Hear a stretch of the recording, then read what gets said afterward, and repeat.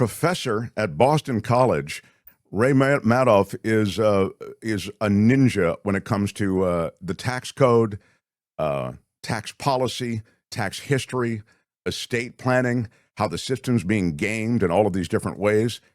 Her new book is The Second Estate: How the Tax Code Made an American Aristocracy.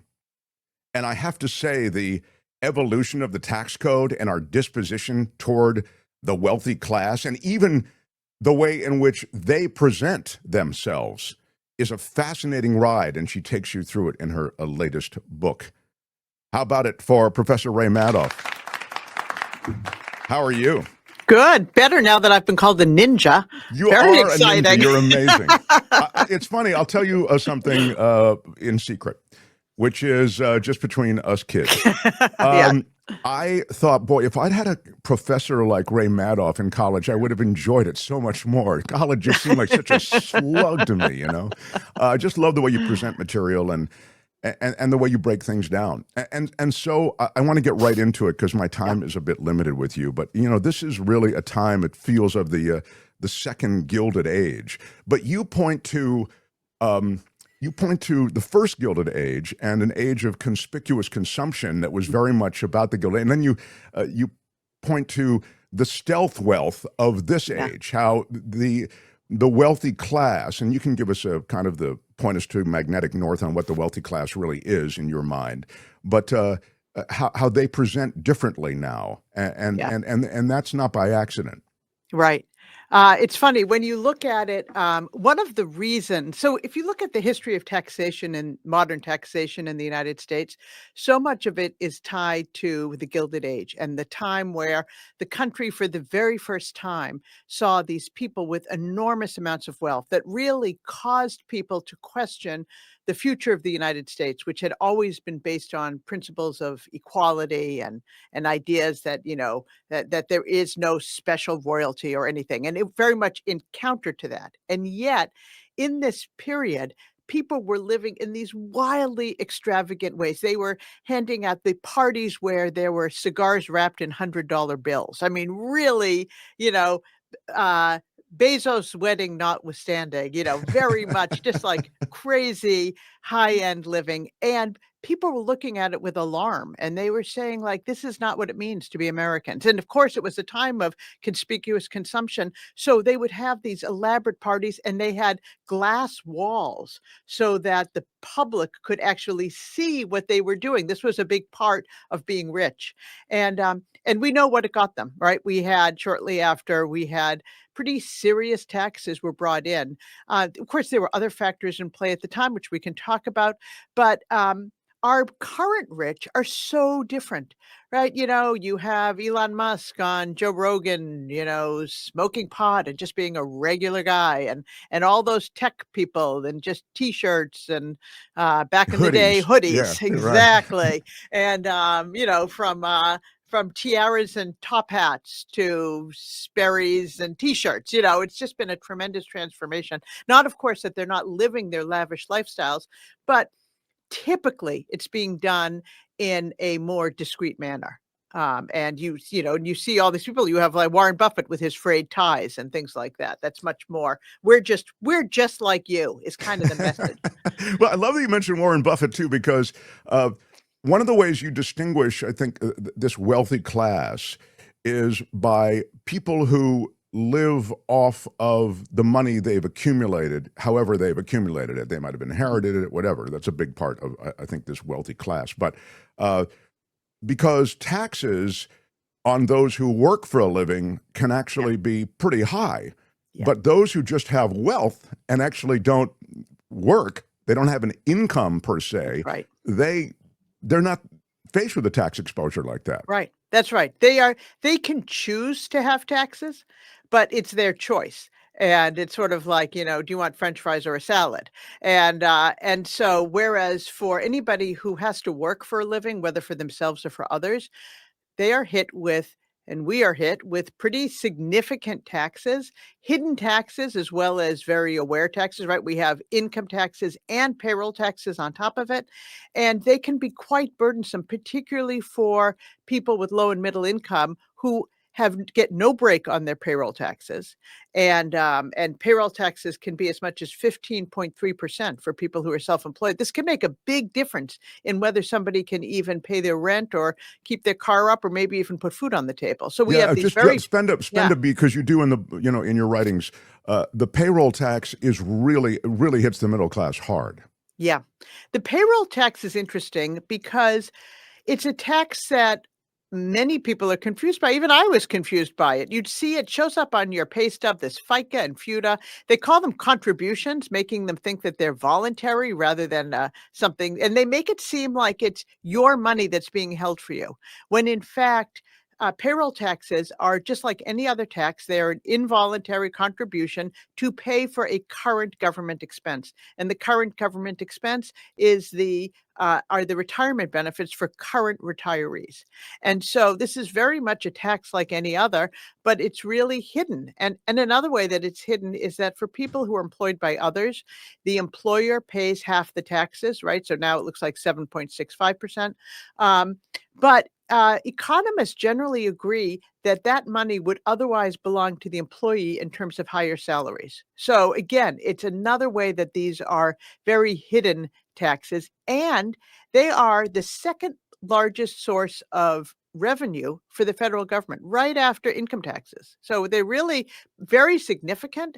But one of my favorite lines making reference to this was from the old show Friends, where Rachel, you might remember, gets her first job and she gets her first paycheck, and she says, "Who's FICA and why do you take all my money?"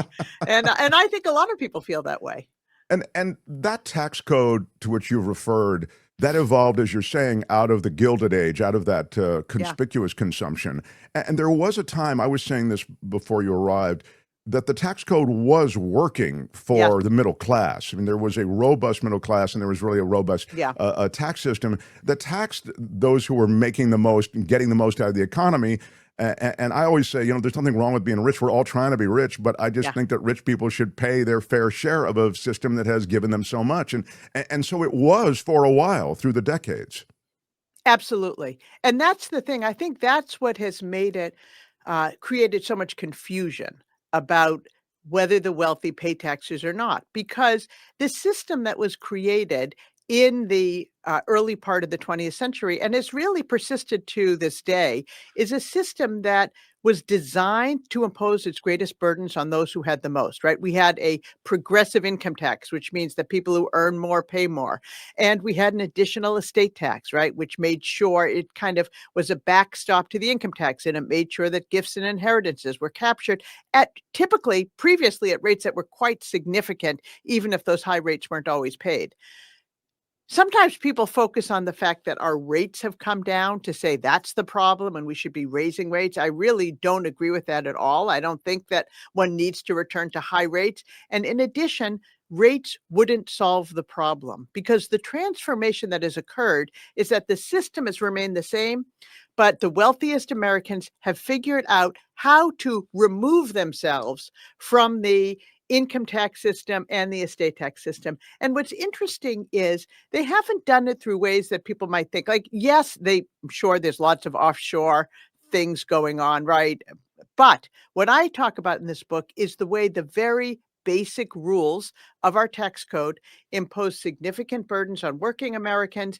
And for the wealthiest Americans, it's an entirely optional experience. Again, there'll be a link to this book, The Second Estate, How the Tax Code Made an American Aristocracy. We'll link to it under this video. But I wanted to just, and I know you can only summarize it in a super kind Yeah. of ultra summary, but you described then this change, this the way that the wealthy, as you Yeah. just said, sort of figured out a Yeah. loophole. Give us a little something on that. Yeah. So there's basically the way the rich avoid income taxes is through what I call the tax avoidance playbook. And for people who are getting excited and thinking, oh, good, I want to avoid taxes too, I have the sad news to report, which is that if you're somebody who relies on a salary or compensation for your work, like these tools aren't available to you. And that's why that's because the very first step of the tax avoidance playbook is to avoid salaries. And all of our richest Americans, for the most part, we have Elon Musk is a little bit of an outlier on that, right? He's taking his $1 trillion salary, whatever it is, if he can get it. But you look at Warren Buffett, Jeff Bezos, Larry Ellison, all these guys, they are taking tiny salaries. The highest paid is Warren Buffett, who's never taken a combined salary and bonus of higher than $100,000. And I mean, that's Jeff, just incredible to me. And he's the most sort of, you think like the most altruistic of the crew that you just mentioned. Yes. He's like, why aren't I paying more taxes? Because you're not taking a salary and you don't issue dividends. We got the answer for you. And so anyway, so the first thing is avoid salary. The second thing that they do is they rely instead on the growing value of their assets. And for all these people who have stock that's grown tremendous, I mean, the amount it's grown just since 2023, the wealth that has grown for somebody like Jeff Bezos and Mark Zuckerberg, literally over $100 billion just in the past year and a half, an extraordinary amount of money. But what they do is they have this growing wealth and they don't sell it, because if they were to sell it, they would have to pay capital gains. So instead they hold on to it and they simply borrow against it to support their lifestyle. And Larry Ellison, I heard you talking about islands before. Larry Ellison, of course, has bought the island of Lanai, all with borrowed funds. Everything he's done with borrowed funds. And he's kind of famous, longtime borrower. And all these guys do, because they don't want to give up ownership of this stock that's been going up so much. They want to maintain control, and they don't have to. The problem is that under our current American system, this can just keep going, because they can avoid paying taxes, then they can pass it on to their kids can avoid paying taxes, and really you can go pretty far down the road with no one ever paying taxes. That's why we should be having the rule that they have in Canada that basically says whenever somebody transfers stock, whether by sale, gift, or at death, tally the gains on that person. And that, by the way, was proposed by both an odd pairing, Barack Obama and Richard Nixon. I bet you haven't heard those two together on a single policy. You've written extensively on this estate tax or death tax, and the way legacy money continues to build this schism between the haves and the have-nots. Give us a second on that, if you would. Yeah, thank you for that. So we think of, and I'm sure some of your listeners are thinking, yeah, but there's an estate tax. There's a big 40% estate tax. And as we've all come to think of it, it's not just an estate tax, which sounds like something that's rarefied and applies to a few people. It's a death tax. It's an immoral death tax that hurts family farms and businesses. And the reason we think of it that way, for those who do, is because of a campaign that was funded by 18 of the country's richest families in 1990. And this campaign was basically to delegitimate the estate tax to such an extent that we got its repeal. And you might remember that George W. Bush ran on repealing the death tax. And this was a central platform for the Republicans for years and years and years. But you'll note, this past year, we had a Republican proposed, totally Republican-dominated bill. No mention of the death tax, no mention of repealing it, right? Why not? I think it's because they have achieved something better than repeal, which is that the tax has become so eaten out from within. It is basically a not walking corpse. It is doing nothing but providing cover for the richest Americans. And just to give you a sense, the richest 1% of Americans who this group the tax is supposed to apply to in 2024 had $50 trillion. Okay. Now, they weren't giving away all of it there or dying all of it, but a significant amount. I can tell you, as someone who teaches in this field, a lot of gifting happens by the wealthy. The tax, 40% tax that was supposed to apply to all those transfers, raised $30 billion. That is 0.06%. Okay, less, and it's because it doesn't raise any money. And so the estate tax is now working for rich people because it provides them cover without imposing any burden. How does that work, though, Ray? How do they get limbo under that? Yeah, exactly. You know what? Come take my estate and gift tax class, and you'll see. I would love to, actually. It's like slats and slants and grats and grots and Q-perts and Q-tips and intentionally defective grantor trust, right? All of those cutesy names that you might hear if you ever read the financial pages about wealth management. And all of those are these tools that have been developed over the past 35 years. Well, Congress has done nothing to close. They have not closed a single loophole since 1990 when this campaign was put in place.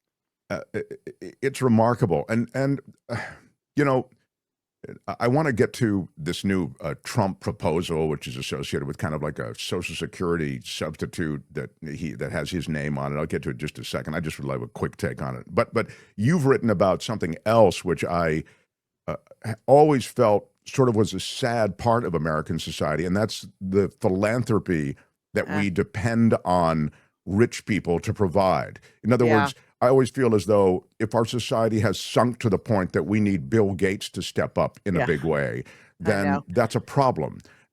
Can you speak up? That's another way in which these very wealthy people and the wealthy class can sort of wash their money in philanthropy.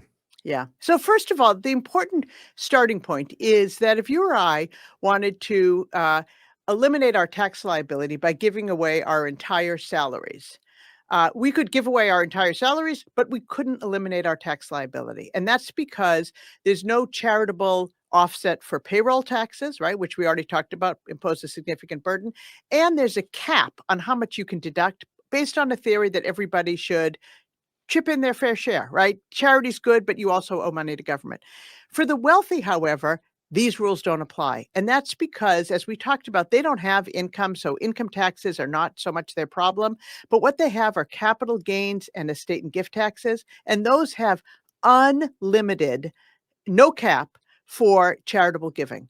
And that provides tax benefits of about 60% of when you put the two together. And if you add income tax benefits, it's 74%. That means that when somebody gives $100 million, the rest of us are supporting that gift with up to like $74 million. Tremendous public contribution. But what are the wealthy doing with this? Are they giving it to food banks and all these fundamental programs? A significant portion of the money is instead going to their own family foundations and donor advised funds. And the problem is that, again, Congress has not kept up the rules with these. The reason Congress provided charitable tax benefits was to get money to charities, organizations actually doing the work. But for a variety of reasons, we now have a situation where more and more money, I believe 40% of contributions are going into private foundations and donor advised funds. And those are just two names think of it just as a donor-controlled wallet for charitable spending. The problem is, under current law, there's no requirement at all for that money to ever be spent. And that's because donor-advised funds have no payout rules. Private foundations have a 5% payout rule, but you can meet it by giving to a donor-advised fund. So, like, for example, just to go back to Warren Buffett, I don't mean to pick on him, but he's giving $150 billion to his kids' family foundation. And all they have to do is first of all, is to make distributions to their own donor advised fund. Nothing has to ever come out. And this is, of course, costing all the rest of us a lot of money because it's enabling those who have the greatest capacity to pay to be just not paying taxes. So, but just to be clear about that, all the little Warren Buffett offspring who work for the foundation, are they drawing salaries? Is it another way just to redistribute the money under cover of charity? Well, they do. They probably don't need the salary, so I wouldn't say that that's a big problem with the Buffett. What's interesting is that with smaller private foundations, right? Let's say somebody sets up a private foundation with a mere, $10 million, and it has to spend $500,000 a year. It can fully meet its payout requirement by paying kids' salaries and travel expenses for their annual meeting in, luxurious locale of your choice. Right. All right. In our last few moments, I wonder if you could give us sort of your wish list of priorities for tax system reform, and then also what you think is sort of most realizable, what actually could happen. Okay. So first of all, number one on my wish list is that your listeners understand that they can understand taxes, right? They can understand it by reading my book. They can understand it by reading articles, other things. But I would say particularly my book, because the goal of the book was to educate the public that, like, these are easy to understand things and you are being duped by a lot of stuff. So I think that a key to transformation occurring is for the public to be armed with information so they are not victims of disinformation, like Mitt Romney's 47% of takers, not makers, and things like that. Um, and after that, we have, I think, some very simple proposals. One is get rid of the estate tax, which both Republicans and Democrats should want to do, right? Republicans claim they've been wanting to get rid of it. But we need to then realize that when somebody inherits $100 million, this should not be a non-event for that person for tax purposes. They should be required to report that on their income. Maybe we could even say everyone could inherit $1 million tax-free, and after that, pay income taxes on it. I think that's something that would really feel fair and appropriate to Americans, that particularly given the fact that when a regular American finds $100 on the street, they have to report that income. At least they're supposed to. Also, that feels like a political winner. I mean, It a seems state like tax. exactly. Yeah, yeah. It makes sense to the public, Yeah. and then the second is that these gains should be subject to tax. Again, the Nixon-Obama rule, adopted in Canada for many years, that gains should be taxed whenever the person disposes of the property. And that way you can, you can make sure that it's not a forever giveaway for the growing wealth to be free of tax. And then finally, of course, we have to reform philanthropy to make sure that dollars that receive charitable tax benefits actually make their way to charity. And of those, it Yeah. sounds to me like the estate is most doable because it's politically probably the most viable. Well, the estate, I think that honestly, I actually have quite, I think that both the taxing gains at Hmm. some point, and repealing the estate tax and replacing it with an income tax, basically simplifying, those can all come in under tax simplification. And Sure. I think that they are definitely politically viable. I think that they are an easier sell than things like wealth taxes, which I think have all sorts of reasons for complexity, including their constitutionality. I just think that they're not going to be the way to go. And I think what's good about a system like this is that we're not saying billionaires are bad people, right? Because there is a division in the country about whether billionaires are bad people or good people. And we don't have to have that fight. It's simply just enough to say that people with wealth should be paying income taxes too. That strikes me as a pretty obvious statement. Yeah, And it speaks to a fairness, or at least a presumed fairness, to an American system, which is associated with sort of this aspirational quality of wanting to be part of the wealthy class, but right. Owning the responsibility, which seems to have kind of melted away through the decades. And also avoiding this sort of class warfare argument that some people like to say, this has nothing to do with class warfare. This has to do with just bringing everyone into the tent, Sure, fairness, right. Yeah. The book is, again, The Second Estate, How the Tax Code Made an American Aristocracy. There'll be a link to get the book under this video. You just click it and you can have it. Yeah. And wow, what a pleasure to talk to you, Ray Madoff. I really wanted to for so long. And so for me, this is really a cool day. And I hope you'll come back and visit again. Anytime. A pleasure talking with you, Mark. Thank you so much. Okay. All the best. Okay, Ray Madoff, bye-bye. everyone. Hi, it's Mark, and I thought that was great. Hit the notification bell. You'll know whenever there's a new video being dropped. And please subscribe to our channel to help us save the universe.